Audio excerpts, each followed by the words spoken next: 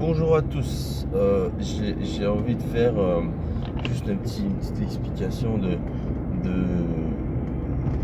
de la différence, disons, même s'il n'y a pas vraiment de différence euh, entre la science du mental nouveau, donc la psychologie évolutionnaire, et la spiritualité.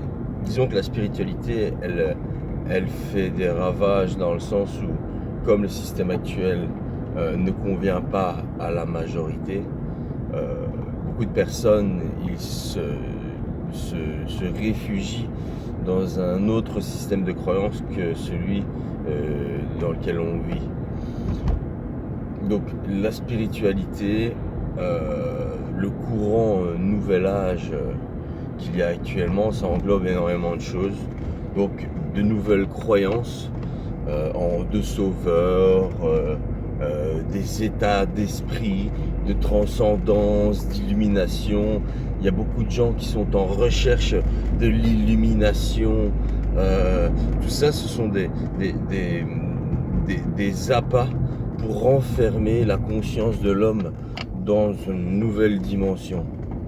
Il faut faire très attention aux croyances spirituelles parce que pour faire la différence entre quelqu'un qui devient mental et quelqu'un qui est spirituel, je ne veux pas dire que l'homme, la femme, quand je parle de l'homme, c'est l'homme en général, donc la femme évidemment aussi. Dans la croyance spirituelle, il y a beaucoup d'interdits, dans le sens où, voilà, les gens qui sont spirituels, ils font attention à leur alimentation, ce qui est, je ne dis pas que je ne critique pas l'alimentation de chacun fait comme il veut, mais par exemple le fait de manger de la viande, ils font ça pour le respect animal, ce que je respecte aussi, mais l'homme a certains besoins qu'il ne peut pas négliger. Certaines personnes ont besoin de viande. Donc voilà, partir dans un système. Et la différence, là où je voulais en venir par rapport à l'alimentation, c'est que la personne spirituelle va du coup ne pas tolérer, ne va pas comprendre la personne qui mange de la viande. Par exemple, j'ai déjà vu des émissions où voilà, c'était hors de question qu'une femme végétarienne, parce qu'elle est dans le respect, l'amour inconditionnel, tout ce bazar là, elle ne peut pas concevoir vivre avec quelqu'un qui mange de la viande. Donc déjà, au niveau de la tolérance et du respect, il y a quelque chose qui coince, parce que d'où est-ce qu'on se dit spirituel si on n'accepte pas la façon de vivre de l'autre? Donc il y a quand même quelque chose qui ne va pas. Dans la spiritualité, il y a beaucoup d'interdits. On peut pas manger de viande, on peut pas, je sais pas moi, il y a une seule ligne de conduite à respecter et c'est celle-là qu'il faut respecter. Il y a un orgueil spirituel. Oui, moi j'étudie la spiritualité, donc je suis un être supérieur. Faut arrêter quoi. Faut arrêter. Moi personnellement, je respecte les personnes qui étudient la spiritualité et qui s'enferment dans cette croyance-là. Si c'est nécessaire pour eux pendant une certaine période, pourquoi pas, ça peut être utile. Mais ceux qui restent bloqués dedans, disons que ça va pas, parce que finalement, ces personnes-là sont encore plus butées et moins ouvertes d'esprit que les personnes, disons, normales, qui vivent dans le système normal, disons. J'ai l'impression que les spirituels sont beaucoup plus sectaires que les personnes normales qui ne s'intéressent pas forcément à ça. Les spirituels sont beaucoup moins tolérants par rapport au point de vue de leur prochain. C'est complètement, je veux dire, séparateur. C'est ça qu'il y a qui me dérange, c'est que ils créent une séparation et ils s'estiment comme des êtres supérieurs. Waouh. Voilà quoi. Par rapport aux personnes mentales, par exemple, les personnes qui étudient la psychologie évolutionnaire ou le mental nouveau, ou qui vont vers l'évolution, mais pas d'un truc qui est tellement abstrait qu'ils ne savent pas l'expliquer. Et les spirituels, ils parlent de choses, d'anges, de tout le bazar, mais ils savent pas expliquer. Ils peuvent pas être sûrs de ce qu'ils racontent.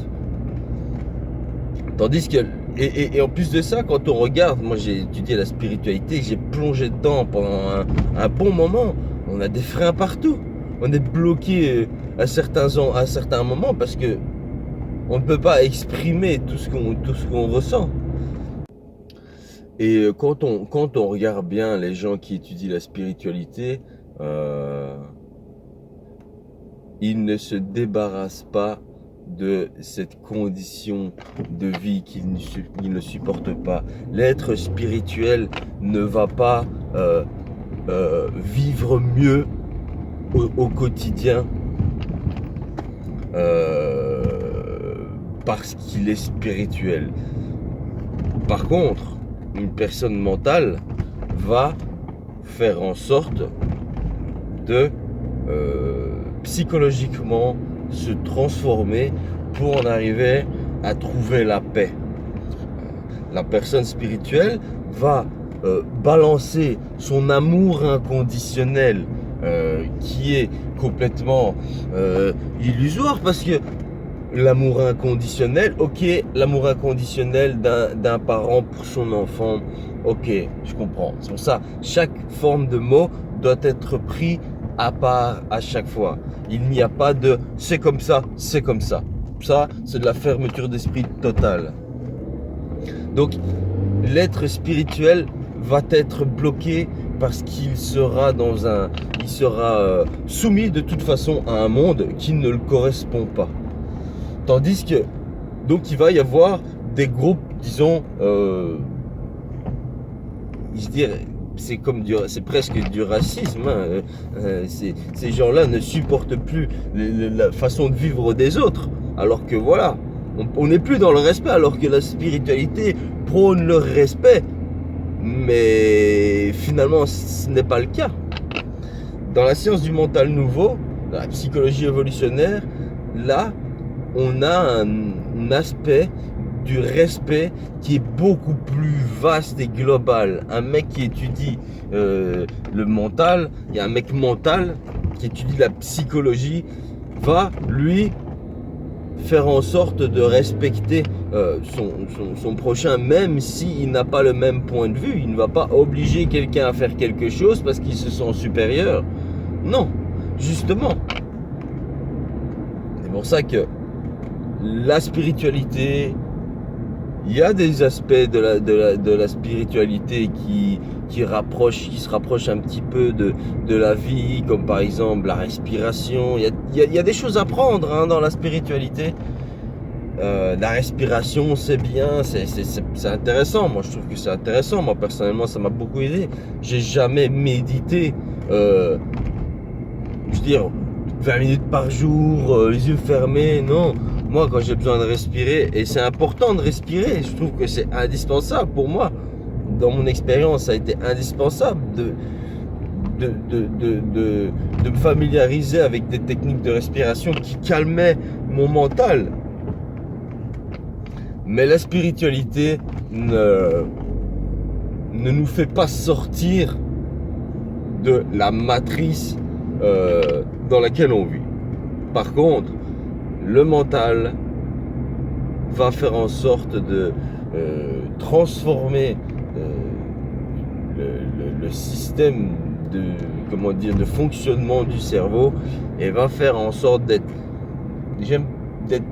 peut-être, je vais utiliser le terme tolérant, mais avec une réserve, parce que il tolère ce qui se passe parce qu'il sait que rien ne changera. Enfin, moi, c'est un peu mon cas. Je sais que ce n'est pas en espérant de fuir cette réalité, ce n'est pas en essayant de fuir notre réalité qu'on va mieux se sentir. On est dans cette réalité, on est sur Terre, dans cette matrice, c'est comme ça. Et un mec ou une femme qui veut sortir de cette condition misérable dans laquelle l'être humain est, il va travailler pour se créer la paix. La spiritualité, ils méditent, ils crachent leur poison sur les gens qui ne sont pas spirituels, mais c'est quoi ça? Et c'est vraiment la spiritualité. Maintenant, voilà, je parle de la spiritualité, mais tout le monde ne voit pas la spiritualité de la même façon. Il y a des gens qui sont tellement à fond dans la spiritualité qu'ils ne voient plus rien d'autre. Donc ça c'est problématique. Hein. Je ne dis pas que la spiritualité ne peut pas apporter de bonnes choses, parce que moi je suis tombé dedans, j'ai compris certaines choses, ça m'a fait comprendre pas mal de choses, mais cette histoire de, par exemple, les chakras, les 7 chakras, il faut ouvrir grand ces chakras, la Kundalini, il faut faire monter sa Kundalini, il faut arrêter avec ça, c'est pas un jeu ça. Hein. Je vous assure que prendre une Kundalini dans la gueule, moi j'en ai subi une, parce que j'ai décollé du sol, j'ai vraiment... j'étais vraiment à l'ouest total. J'ai senti une boule et voilà, c'est mon ressenti, c'est ce que j'ai vécu. J'ai ressenti une boule qui partait du périnée, qui a serpenté jusqu'à ma cervelle, mais arrivé à la cervelle, si on n'est pas accroché, je vous souhaite pas, franchement je vous le souhaite pas. Non, chercher la Kundalini, mais putain, ça m'a pas fait rire, hein. Et quand je suis sorti de là, j'étais pas en paix. Hein. Donc voilà, c'était une expérience. Voilà, si je n'avais pas été bien accroché, j'en connais plus d'un qui aurait pu switcher de la cervelle, j'ai envie de dire. Mais ces histoires de chakras, qu'il faut ouvrir ses chakras, ouvrir sa sensibilité, non. Oui, on peut, en effet. Ça peut faire partie d'une expérience, mais il y a beaucoup de souffrance quand on ouvre ses chakras. La souffrance, elle rentre, et à chacun de gérer ça à sa façon. Donc dans le mental, dans la science du mental, on part plus vers une fermeture des chakras. Donc tout ce qui est agression extérieure, cogitation cérébrale et tout ça, donc on bloque l'entrée des centres et on développe le cerveau, dans le sens où on développe la capacité au cerveau à s'adapter, à créer, parce que pour s'adapter, il faut de la créativité. Dans la spiritualité, il y a beaucoup de connaissances, de croyances, et dans la psychologie évolutionnaire et dans la science du mental nouveau, il y a le développement de la créativité. Ça, la créativité, c'est pour moi la chose la plus importante. Pourquoi ? La créativité, c'est pas uniquement faire un beau tableau, créer une belle, je sais pas moi, faire une belle sculpture. Oui, il y a de la créativité là-dedans, en effet. Mais moi, quand je parle de créativité, je parle de... on a des pensées qui rentrent dans notre cervelle. La créativité va faire en sorte de faire trouver un système de fonctionnement qui va changer le courant de ses pensées. On va travailler avec ses pensées de façon à pouvoir trouver un moyen de s'adapter et de créer par la suite. C'est ça la créativité. Par exemple, on est dans une situation, on vit un choc, on est une personne à l'autre réagit différemment au choc, aux événements qui arrivent dans la vie. Mais une personne qui va développer de créativité va vivre le choc, va pas le subir et va travailler de façon à pouvoir négocier le choc quelque part et en tirer du bénéfice par rapport à l'événement. Il va comprendre que l'événement est là parce qu'il doit le vivre. C'est comme ça, on vit tous des choses dans la vie, on n'a rien demandé, mais on le vit quand même. Donc quoi ? Évidemment, pour moi, il y a une programmation dès le départ quand on est. Il y a une programmation qui... Voilà. Pourquoi moi, je suis né là, comme ça, dans une telle famille, dans telles conditions. Il y a des enfants qui naissent à l'autre bout du monde, qui sont nés et qui vendus par un trafic par une organisation du trafic des enfants. Pourquoi? On a tous une programmation à la base propre à chacun. C'est pour ça qu'il est inutile de comparer systématiquement une personne à une autre. Il est inutile de comparer sa propre expérience avec l'expérience d'un autre. Il est inutile de dire ouais, moi si j'avais été toi, franchement j'aurais fait plutôt comme ça. Ça c'est facile à dire, mais ce n'est pas réel, parce que la personne a son fardeau mémoriel, elle a son expérience dans le passé, elle a ses traumatismes, et ça n'a aucun sens de dire oui, moi à ta place j'aurais plutôt fait comme ça, franchement non. Une personne créative va écouter la personne qui a subi le choc, va l'écouter avant tout, se mettre à la place sans avaler ses émotions. L'empathie c'est bien pour écouter, mais il ne faut pas se nuire quand on écoute. Une personne créative va écouter la personne qui vit un choc, va comprendre la souffrance sans pour autant la subir. Et à ce moment-là, ils vont se mettre sur la même longueur d'onde et il va pouvoir avoir un échange, et la personne qui se confie va du coup se faire comprendre, et à ce moment-là il peut y avoir un travail de partage qui peut être fait dans l'objectivité et non la subjectivité, et à ce moment-là la personne va pouvoir profiter de l'écoute de son interlocuteur qui s'est mis à l'écoute tout simplement de ses propos sans juger la personne elle-même. Voilà. Pour moi, c'est très important d'avoir un esprit analytique par rapport aux événements et aux personnes, oui, mais ne pas attacher attacher l'expérience à la personne, mais plutôt à l'expérience en général. Je m'explique. Une personne fait un truc devant moi qui me déplaît. Je vais juger, analyser l'événement, ce qu'il se passe, sans juger la personne que je vois.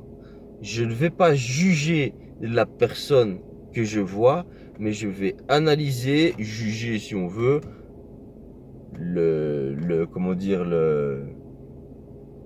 ce que la personne vit. Donc pour moi c'est très important de pointer du doigt ce que la personne vit, mais pas la personne en elle-même. C'est que il ne faut pas s'attacher à la personne par exemple je juge un événement qui me déplaît. Je ne juge pas la personne elle-même, je juge l'événement que la personne subit sans pour autant pointer du doigt la personne qui subit l'événement ou le comportement inadéquat par rapport à une situation. C'est très important de ne pas juger la personne elle-même, parce que la personne subit, n'est pas en possession de ses moyens, donc il n'y a pas lieu d'être de pointer du doigt la personne elle-même. C'est pour ça qu'il est important de ne pas s'identifier à une émotion, mais c'est important de se créer à ce moment-là une individualité et non pas travailler sur la personnalité. C'est ça qui est dangereux avec la personnalité. Les personnes se sont programmées eux-mêmes parce qu'ils aimaient une façon de fonctionner, ils se la sont appropriés et du coup ils sont figés dans leur personnalité dans laquelle ils se complaisent, et ça c'est un handicap parce que c'est un gros frein à l'évolution, parce que il n'y a pas d'identité, il n'y a que un fonctionnement basé sur la mémoire, sur du mémoriel, donc sur le passé. Donc c'est des personnes qui prônent leur personnalité sont bloqués dans le passé. Il y a un manque d'identité, il y a un blocage au niveau de l'évolution parce qu'ils sont bloqués dans une personnalité du passé.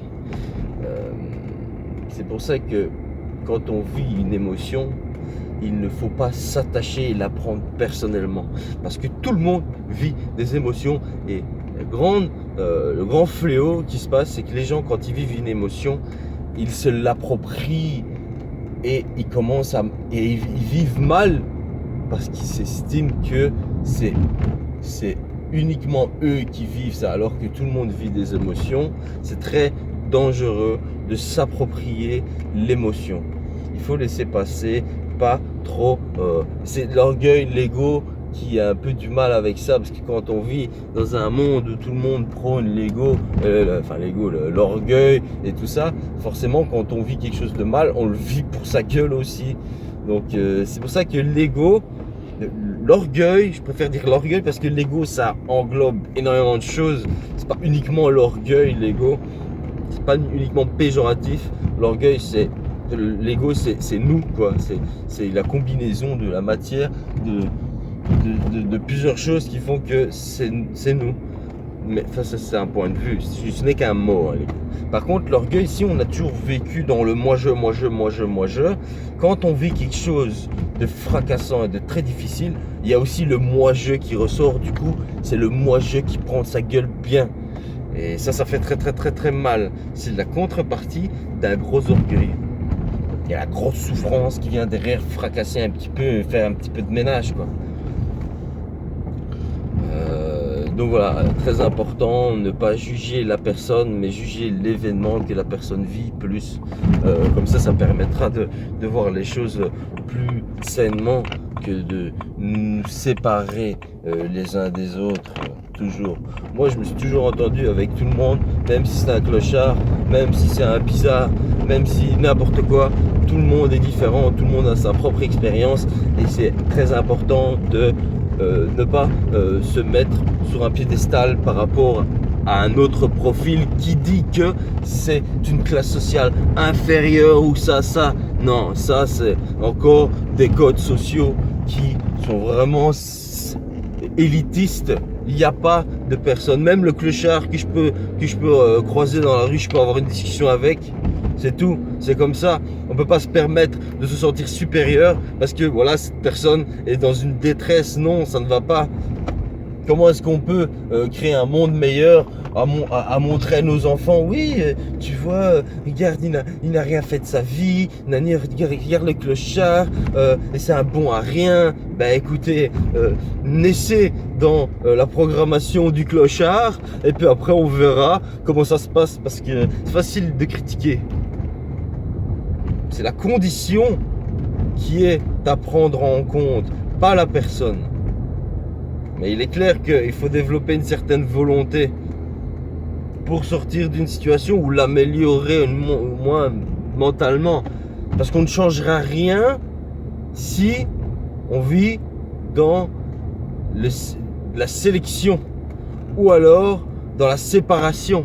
Il faut vivre quelque part dans l'acceptation de certaines choses pour à ce moment-là les travailler. On peut pas lutter systématiquement. Il faut accepter les choses comme elles sont, vu qu'elles sont là, et puis après renverser la vapeur à notre avantage. Voilà, c'est ça. C'est pour ça que l'émotion est un fardeau qui est très lourd à porter, parce qu'on n'a pas eu l'habitude de la travailler de façon créative pour qu'elle nous serve. Donc voilà. Allez, à plus.